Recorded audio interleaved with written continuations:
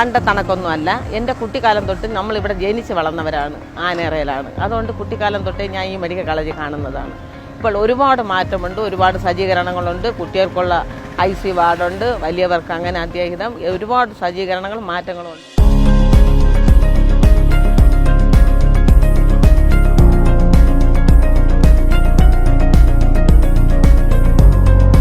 Medical കോളേജുകളിൽ എത്തപ്പെടുന്ന രോഗികൾക്ക് എത്ര പെട്ടെന്ന് ആവശ്യമായിട്ടുള്ള ചികിത്സ കൃത്യമായി ലഭിക്കുന്നു, ഇതാണ് പരിശോധിക്കപ്പെട്ടത്.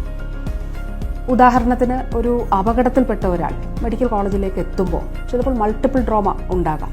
സ്കാനിങ്ങിന് തടസ്സമുണ്ടാകുന്നുണ്ടോ, എക്സ്റേ തടസ്സപ്പെടുന്നുണ്ടോ, ഓപ്പറേഷൻ ആവശ്യമാണെങ്കിൽ, സർജറി ആവശ്യമാണെങ്കിൽ ഓപ്പറേഷൻ തിയേറ്ററിലേക്ക് എത്തുന്നതിൽ തടസ്സമുണ്ടാകുന്നുണ്ടോ, ഈ കാര്യങ്ങൾ വളരെ കൃത്യമായി പരിശോധിച്ചു.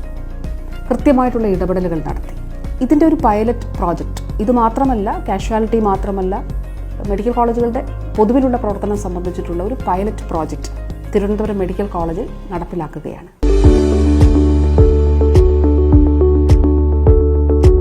എമർജൻസി ട്രീറ്റ്മെൻറ്റ് ഏരിയ 3 സോണായിട്ട് തിരിച്ചിട്ടുണ്ട്. ഗ്രീൻ സോൺ അത്രയും സീരിയസ് അല്ലാത്ത രോഗികളെ അവിടെ പരിചരിച്ച് അവർക്ക് വേണ്ട ട്രീറ്റ്മെൻറ്റ് കൊടുത്തിട്ടാണ് പിന്നെ വാർഡിലേക്കോ അല്ലെങ്കിൽ ഒബ്സർവേഷൻ കഴിഞ്ഞിട്ട് അവരെ ഡിസ്ചാർജ് ചെയ്യുന്നത്.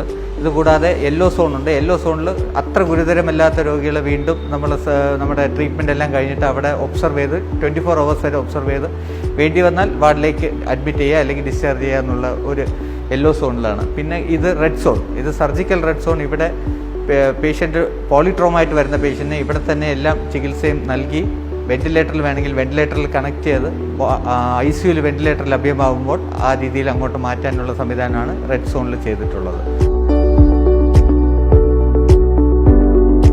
ഒരുപാട് മാറ്റമുണ്ട്. നല്ല ആഹാരങ്ങളുണ്ട്, വൃത്തിയുണ്ട്. ഇപ്പൊ നല്ല ഇത് ഇവിടെ വന്നതിൽ നല്ല മാറ്റമുണ്ട്, നല്ല കുറഞ്ഞു. എത്ര ബന്ധപ്പെട്ടാൽ ഞങ്ങൾ ഇവിടെ വരും.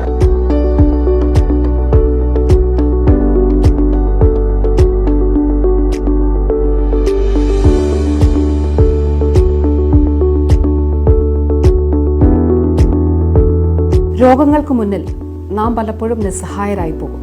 ആ നിസ്സഹായതയുടെ ആഴം അറിഞ്ഞുകൊണ്ടാണ് സംസ്ഥാന സർക്കാർ സാധാരണ ജനങ്ങൾ ആശ്രയിക്കുന്ന സർക്കാർ മെഡിക്കൽ കോളേജുകളിൽ മികച്ച ചികിത്സ ഉറപ്പാക്കുന്നതിന് ശ്രമിക്കുന്നത്. അതും പരമാവധി സൗജന്യമായി, അല്ലെങ്കിൽ ഏറ്റവും കുറഞ്ഞ നിരക്കിൽ ഏറ്റവും മികച്ച ചികിത്സ.